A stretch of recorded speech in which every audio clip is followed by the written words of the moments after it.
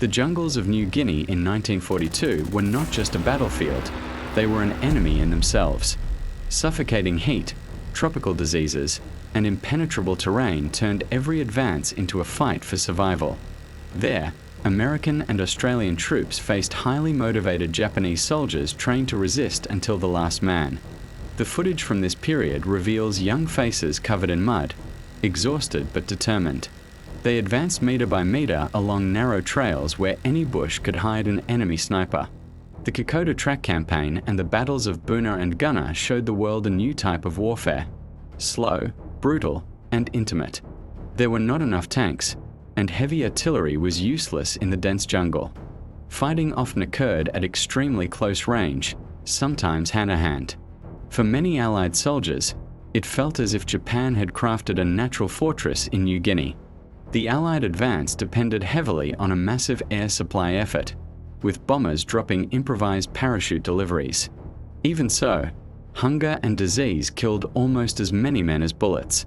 Footage from this period shows entire companies reduced to only a handful of men still capable of fighting. But despite everything, 1943 marked a turning point. Japanese resistance began to crack. Log bunkers, nearly impenetrable, were destroyed one by one. The victory there was not only military, it was psychological. The myth of the invincible Japanese warrior suffered its first major blow. And for the soldiers who survived, New Guinea would never be forgotten. It was the beginning of the end of Japan's expansion in the Pacific. While the Pacific burned, another front was deciding the war's future: the deserts of Egypt. In 1942, the British faced not only Erwin Rommel's Germans but also the Italian divisions fighting for the Axis in Africa. The Second Battle of El Alamein, led by General Bernard Montgomery, became the point of inflection. For the first time, the world saw a decisive British advance against the Afrika Korps. Footage from the time shows endless columns of armored vehicles crossing the desert, raising clouds of dust that marked the beginning of the counteroffensive. Montgomery completely reorganized the British Army, introducing strict discipline, efficient logistics, and a strategy of attrition that finally overwhelmed Rommel. British tanks, once inferior, now operated with precision, covering flanks and applying constant pressure. The Axis defeat was so severe that thousands of Italians surrendered in droves, many of whom appear in historical films walking in long lines, unarmed, accepting the inevitable. For the British Empire, El Alamein was more than a military victory. It was a moral rebirth after years of setbacks. Churchill famously declared, "Before Alamein, we never had a victory. After Alamein, we never had a defeat." From that moment on, North Africa became the next target for Anglo-American forces preparing for the largest Allied landing ever attempted on African soil.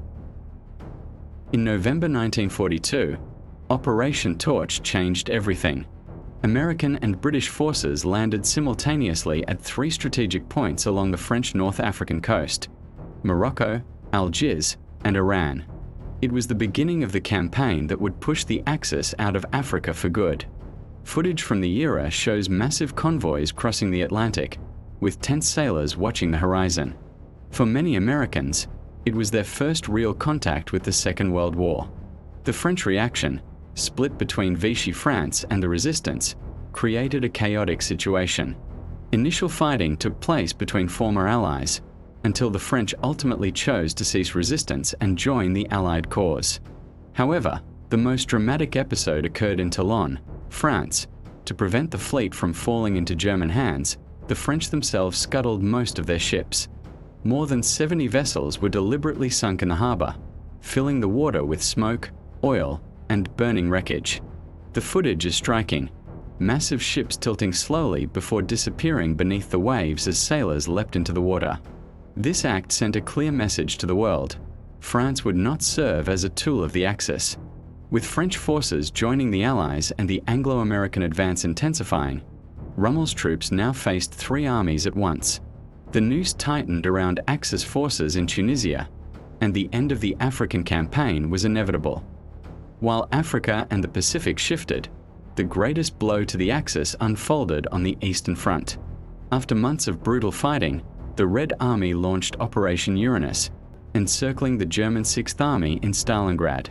The Soviet winter arrived like an invisible enemy. Freezing temperatures, non-existent supplies, and the German army's inability to break the encirclement turned Stalingrad into a death trap. Footage from the period shows starving German soldiers covered in snow, burning pieces of furniture for warmth. The siege was so devastating that entire units vanished. When the situation became impossible to sustain, one of the largest mass surrenders in the war occurred. More than 90,000 Germans and Romanians surrendered, including 24 generals. It was an unprecedented blow. Nazi Germany, until then seemingly unstoppable, now revealed its vulnerability. On the other side, Soviet morale soared, and Stalingrad became a symbol of unbreakable resistance.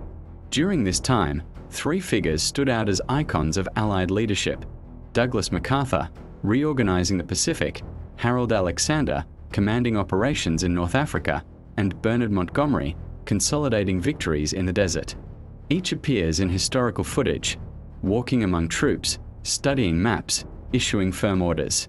Their combined strategies would define the direction of the war in 1943. From the jungles to the desert, from the harbors to the frozen ruins of Stalingrad, a series of Allied victories made one thing clear: the Axis powers would never regain the initiative. The war had changed hands, and the world would never be the same.